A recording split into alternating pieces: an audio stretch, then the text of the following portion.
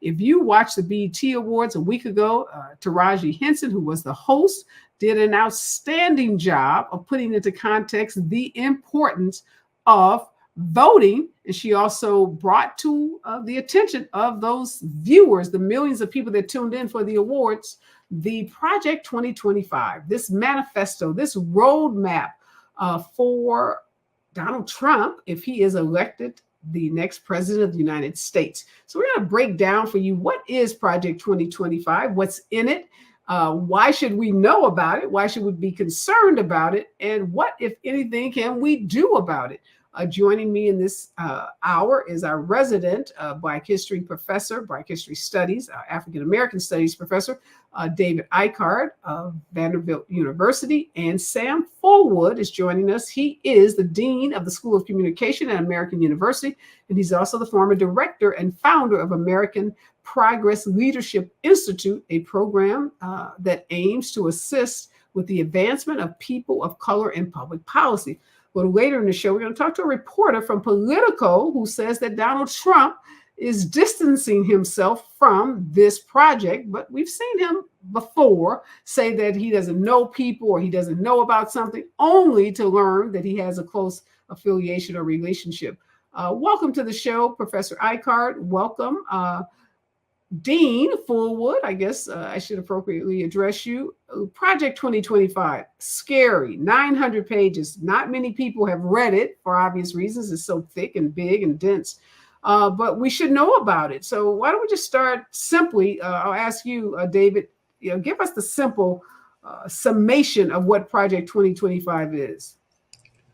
Well, first of all, it's funded by the Heritage Foundation, which is a very powerful foundation that's been in existence for about 50 years. And it's designed as a radical reorganization of the federal government. And radical it is for anybody who has tried to slog through that 920 page document. And to be clear, in terms of like Trump's imprint on this, 100, and this is reported literally today by CNN, confirmed 140 former Trump appointees are part of the authors of this text. 140, including ambassadors, former Secretary of State. On the list goes on and on of who's who. Meadows, who's who. Over 400 conservative scholars have weighed in on this document. And the key part of this document is that this is a plan for the first 180 days of Trump being in office. And the reason why that's important is because what most people understand is that a president can do the most legislating within the first 180 days, because that is the time between when a president's installed and when they start shifting to the next election, right? And so that first 180 days is crucial to the change in government. It's also when the presidency gets to change, particularly folks in these various departments, right?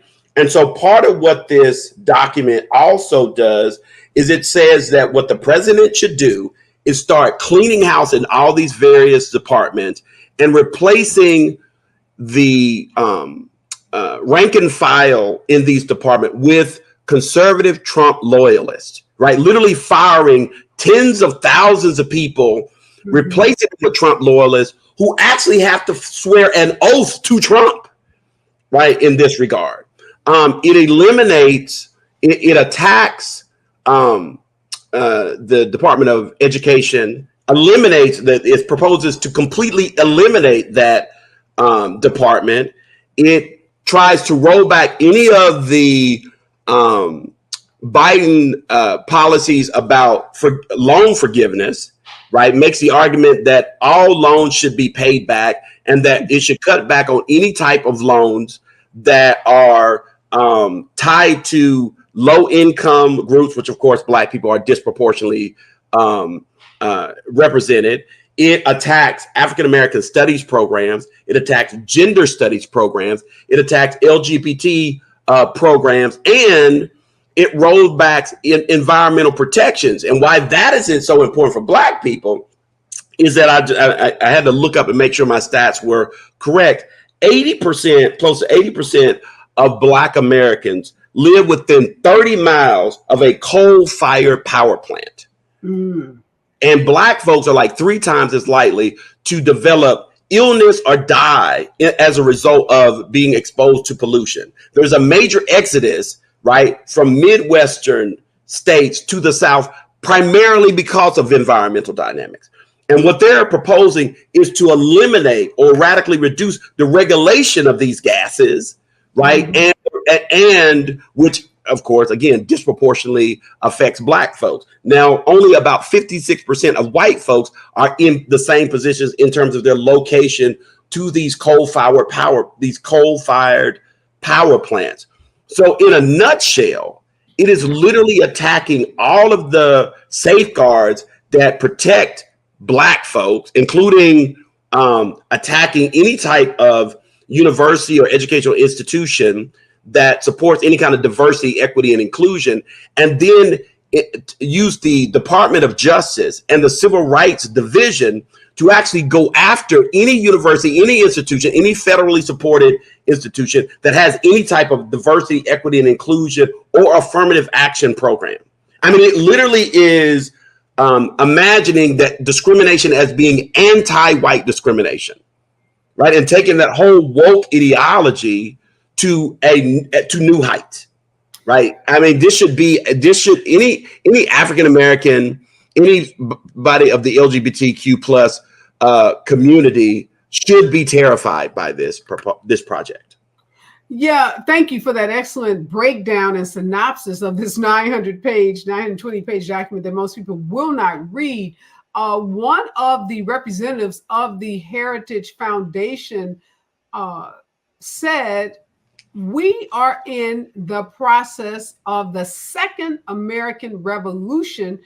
He said, "It will remain bloodless if the left allows it to be." That is a very provocative statement, Sam. I know I said that you were the dean at American University, and you corrected me. You are a former dean, so I stand corrected. I want to make sure I get your title correct.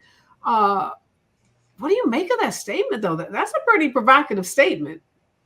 Areva, thank you so much for having me on today. This is my first time on your show, and I'm delighted to be here. So thanks so much for that. A couple of things come to mind. I think Professor Ikard did an outstanding job of describing what's in this document. I want to sort of place it in a different context, if we can, because what the Heritage Foundation is proposing is, I think Professor Ikard went into the specifics very well. This proposal is far worse than what he said. And so the idea that the Heritage Foundation is calling for a second American revolution, what they want to do is to destroy federalism. And historically, from from slavery to the present, the only thing that has aided Black people in this country has been federalism, federal protections. And that's what they want to eviscerate. They want to do away with any kind of federal authority over American life, which in effect would upend our notions of democracy. And let me just stop you, Sam, and let folks know federalism, to put it simply and make it plain to folks, anti-discrimination laws like the federal civil rights statutes that prohibit discrimination in the workplace. You can imagine red states that have GOP legislative bodies that are controlled by the GOP may do away with those laws. They may say it's okay to not hire folks because they're Black or because they're gay or because they're women or because they're over 40. And if we do away with federalism, it'll be okay. Yeah, the idea is they have I'm loath to say a popular person, but they have a avatar for the destructive nature of democracy in Donald Trump. Mm-hmm. And the evisceration of federalism did not begin with Donald Trump. It goes back to states' rights, essentially, where the argument was who has primacy or not over individual activities. So hold that thought for me, Sam, because that's an interesting conversation I want to have, because we have seen active state legislatures and they've been banning books. They've been eliminating DEI departments within their state universities. And they've been very, very active. Florida, Texas come to mind as a couple of these states. And what would it mean if we eviscerate federalism? What kind of power would those states have? So I want to ask you, Sam, about the way the media is talking about Project 2025. You just said it's far worse than even what Dr. Ikard laid out for us, which was pretty distressing to begin with. But do you feel like we're getting enough from the media in sound bites or in chunks or in digestible portions, so that people really have an understanding that when they are voting in this election and they're thinking of voting for Donald Trump, that there's a good chance that this is the roadmap that he will follow? The simple answer to your question, Areva, is no. The media are late to Project 2025. This is not something that just happened in the last couple of days. It has gotten traction in the last couple of days for a number of reasons, which all have to do with politics. But the Heritage Foundation, a conservative think tank here in Washington, began planning for a potential Trump return to power right after the 2020 election. Mm-hmm. And this document was the product of their research. And it's been out there. It's been available for anybody to see. It's been on their website. It's been circulating, and there have been stories written about it. It's just that the public hasn't focused on it.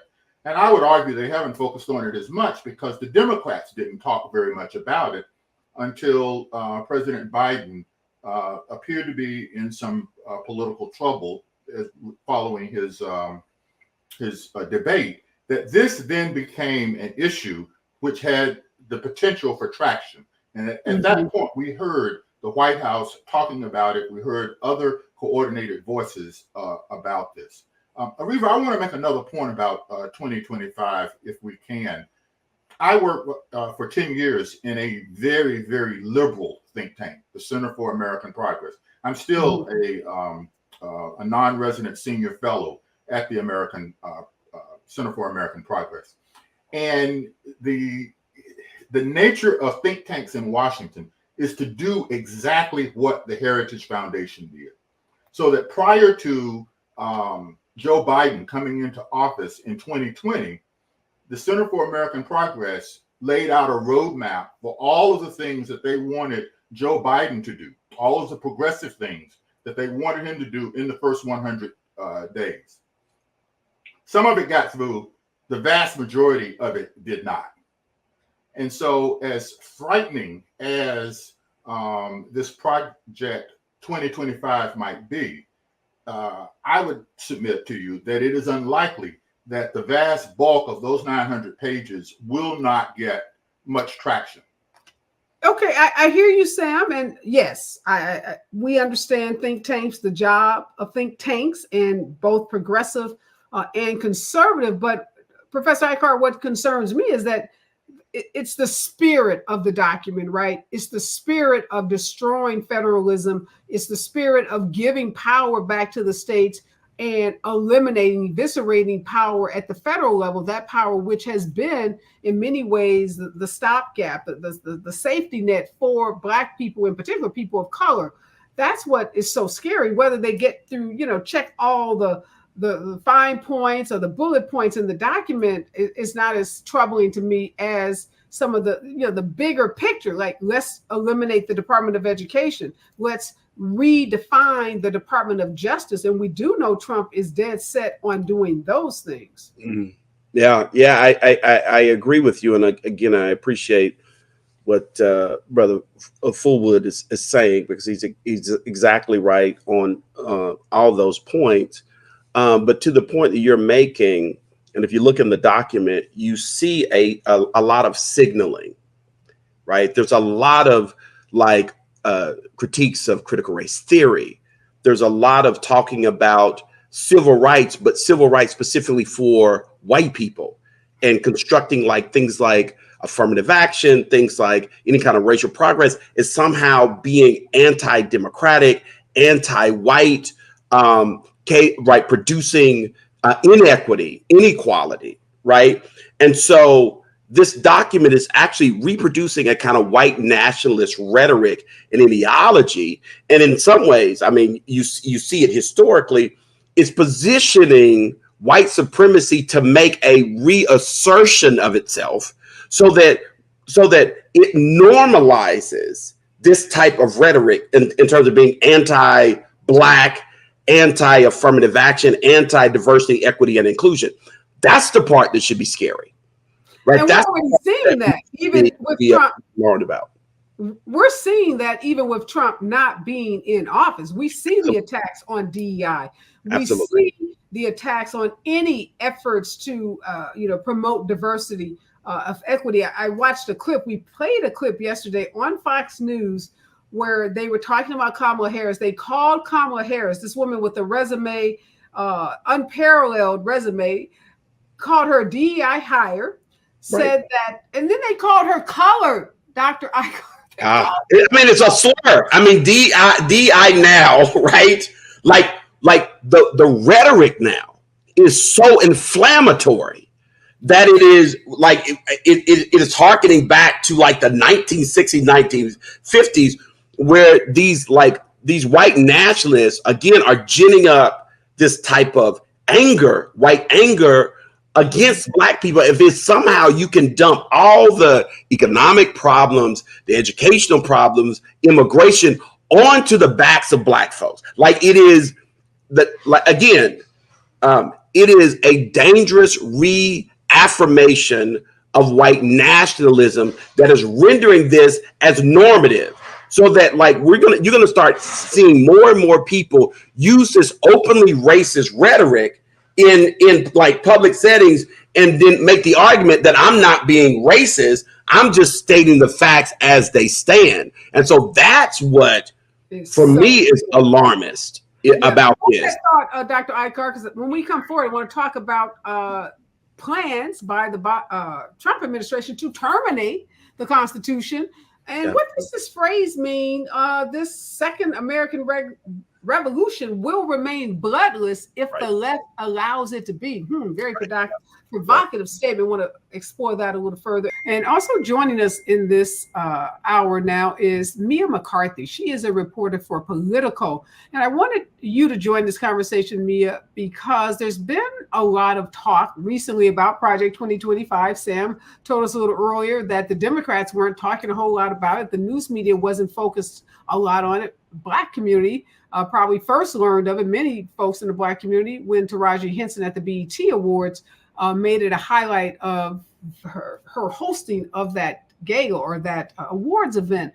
But Donald Trump and many of the Republican surrogates have been quick to try to distance themselves from this 920-page report from the Heritage Foundation. What can you tell us about the Project 25 report itself and any relationship that is to Donald Trump's campaign, since we already know from Professor Ikard, 140 former Trump affiliates, partners, colleagues, former administrators in his administration are somehow associated with this document. Yes, well, thanks for having me. So Project 2025, again, it's this very extensive report that outlines a lot of what could happen if Trump becomes president starting in 2025. Now, as you mentioned, Trump has been distancing himself a little bit from this. He has his official Agenda 47, which has some similar policies and stances, but is less extensive and has some overlap, but is nowhere near the level of Project 2025. We've seen a lot of his surrogates, especially some of his short list of VP candidates, some of who were, hoping to hear an announcement from this week on who will become his running mate this year. But people like Marco Rubio, the senator from Florida, and J.D. Vance, the senator from Ohio, the two of them have said that Trump doesn't stand for Project 2025. In addition to Trump, of course, his own statements on Truth Social saying that, this is not his report. He has no affiliation with it. And to be fair, Project 2025 has said they don't speak for one particular candidate. But as you mentioned, there are plenty of former Trump officials who helped design this whole plan. So there's a lot within that that connects Trump to it, despite what he may say. So that's kind of the scheme right now. And there's a lot of different, aspects to that. Yeah. Is there any reporting, any inside reporting that there is a plan for Trump, any of the folks he might bring into his administration to try to adopt this Project 2025 report? We know he has distanced himself from it, but we've seen him do that in the past when he told us he didn't know who the Proud Boys were, who the Oath Keepers were. He has a history of telling us that he doesn't know someone or know about something, only to learn that he knows the people or knows about it very intimately. So there's not a lot of trust, I think, by the American people, rightfully so, when he says this is not his plan. For sure. I mean, like you said before, many of the people who are the main authors of this plan, who helped compose this whole thing, were his former staffers during his first term, many of which could also likely be picked for a second term if he were to be elected. That's a pretty likely scenario. So if these are the people coming up with these policies and stances, it's going to be pretty hard to say that some of these, if not all of it, would be implemented in a second Trump term. So, Professor Ikard, again, one of the representatives of the Heritage Foundation was on a right-wing cable channel in early July talking about the plan, and he said very unequivocally that the revolt, and he's calling this the Second American Revolution, will remain bloodless if the left allows it to be. Those are like fighting words. What does that statement mean to you? Well, if you think about that kind of inflammatory rhetoric in light of what Donald Trump is doing, it's actually fairly consistent, right? Donald Trump has said that if somehow he doesn't win the election, there will be violence, there will be riots. That is something that's actually been very consistent with Donald Trump's rhetoric. I mean, he's constantly signaling that if things don't go my way, then there's going to be violence. So not only is he projecting that there's being violence, but he's encouraging that violence. We've seen what happened, right, when they stormed Congress, and on that fateful day, January 6th, right? We see not only the rhetoric, but we see the results of that rhetoric. So this type of language is very alarming, and it's not something to take lightly, because it's creating the idea that it's not just a matter of two parties agreeing to disagree or having platforms that they think will put forth certain kind of American ideals and values. It's literally creating this idea that the Republican Party is at war with anybody who is not the Republican Party, right? It's creating the idea that there are real Americans and people who are anti-American. It's creating this kind of like binary between us and them. And that's the type of rhetoric, I think, particularly as we think about how this is also couched in white supremacy, that we should all be concerned about. Right. So in many ways, this type of rhetoric is actually following the lead of Donald Trump. Mm-hmm. Yeah. And Mia, has there been any reporting about this Roberts? This is the representative from the Heritage Foundation that was on Real America's Voice cable show who made this statement, what do you know about him? And what do you know about the Heritage Foundation's, commitment? Because it sounds like a threat that there's going to be a second revolution, and basically the folks on the left, anyone who doesn't agree with them better fall in line, or perhaps if not, we might be eliminated through violence. I mean, it's a pretty provocative statement. Yeah, absolutely. I mean, Kevin Roberts, so he's the head of the Heritage Foundation. His quote was, I believe he said that, this is a second American Revolution, and it will, quote, remain bloodless if the left allows it to be, which is, extremely loaded rhetoric to be using for, especially, when you're when you're standing for this think tank, right? And so, that was something that had come up a lot, that people had a lot of concerns about. And you're now seeing, like I said, Trump distance himself, especially because of this rhetoric, despite having a lot of these similar policy agreements. And people, like I said, like Marco Rubio, JD Vance, they have been asked about this quote specifically, and tried to detach the Trump administration and Trump's candidacy from this, although also saying that they agree with a lot of the things that the Heritage Foundation puts out. Yeah. Has Politico done any kind of comparison to look at Agenda 47 and Project 2025 to see how much overlap there is? I know you indicated that there is some overlap, but, has there been a deep dive to know, is it 80% tracking, 90% tracking? Has that kind of reporting been done yet?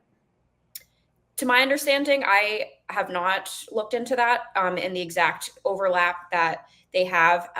However, I do know that this is something that people have been looking at more and more, especially as the public has become more informed by it, which is something I think we've really seen recently, especially, Democrats. This has become a very big messaging point for them. President Biden, just a few minutes ago in his press conference, that was one of the things he closed on, was talking about Project 2025.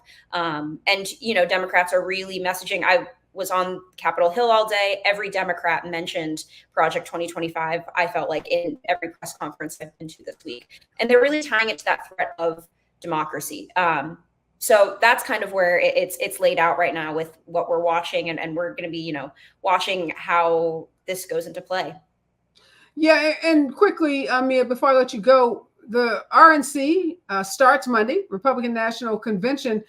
I would imagine Kevin Roberts likely to be there. What role, if any, do you think Project 25 plays there? We know Trump has an agenda. Some say it's a cut and pasted agenda that was put together by the RNC committee in a response to Project 2025. But what do you expect to see at the convention? Well, the convention, it starts on Monday, and I believe the Heritage Foundation is actually one of the sponsors, which is not surprising. They are one of the more conservative think tanks, and they have so many ties to the Republican Party, especially with Trump now being, the front runner and having so many former staffers working for the Heritage Foundation. So I definitely expect to see their presence there. We'll probably also see Trump and these other surrogates for him distance themselves from Project 2025. But I also wouldn't say that means that it's not going to be present at all. It'll definitely have some kind of form there. Well, as they accept the money as sponsors for the convention, it'll be interesting to see how they walk that tight rope. Thank you so much for your reporting, Mia, and thank you for joining us. We've been talking about Project 2025, that press conference that Joe Biden gave this afternoon for about an hour. He was there by himself. He made some statements. He took some questions. And the headlines, Sam, coming out of that press conference is Biden mistakenly calls Kamala Harris Vice President Trump. You've worked in lots of newsrooms in your career, big newsrooms. You've covered Washington, D.C. as a correspondent. I am very, very troubled about the disproportionate way the corporate legacy media has been reporting on Joe Biden versus Donald Trump, and the way they've really shaped the narrative about Trump's so-called, strength and virility, and the weakness and frailty of Joe Biden. So he makes a mistake. Donald Trump makes those mistakes every time he opens his mouth.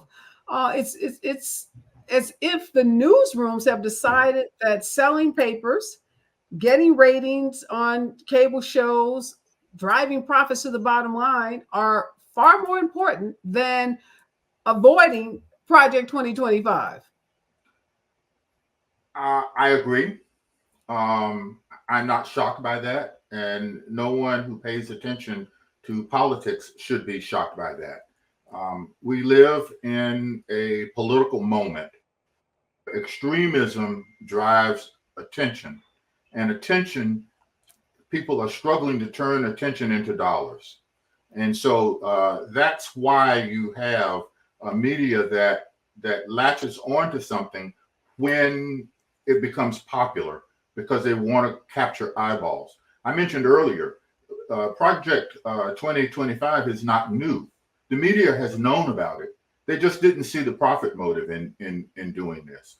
And now that there is an opportunity to capture eyeballs, I mean, I happen to believe that the media is basically politically agnostic, but they're dollar-centric in trying to figure out how they can get attention. And it varies. We were talking earlier about the Heritage president and how he speaks in such hyperbolic language about predicting violence.